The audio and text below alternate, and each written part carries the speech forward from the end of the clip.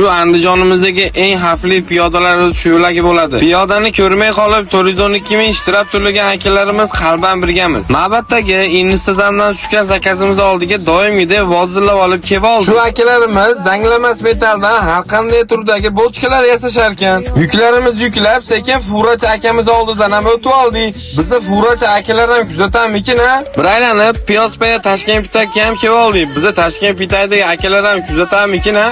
Har doim video qo'yamiz shu Zemelina mostdagi mana shu masjidni nomini biladiganlar bormi? Doim so'raganimizda hech kim javob bermaydi-da. Bir marta Instagramdan zakaz tushib qolib, "Paytiq go'zalsan" deb chiroyli video qo'ygan edik. Shu videodan keyin bizni umuman paytiqliklar tindirishmayapti-da. Bo'pti, mayli maqsadga o'taylik, pulli ish qilaraylik. Bizga birinchi marta reklama tushganida shu Nerjavekalarda reklama qilib berishimizni so'rashdi. Sizga ham har qanday Nerjavekadan bo'lgan idishlar, bochkalar, har qanday apparatlar akalarimiz o'zlari yasab berar ekan. Sizlarga ham xuddi shunaqa narsalar kerak bo'lsa, bemalol telefon qilsanglar bo'ladi. Endi tirikchilikda ayb yo'q, ortada reklamalar bo'lib qolsa bizga ham foydada. Reklamani qilib olib, klientimiz aytgan manzili tomon yuraverdik. Paytiqda eng chiroyli ko'chalari bo'lgan Gezi ko'chasidagi eng fayzli xonadonga bu bochkamizni olib kelib berdik. Siz bu videomizni O'zbekistonda qaysi davlatidan va yer sharini qaysi joydan ko'ryapsiz?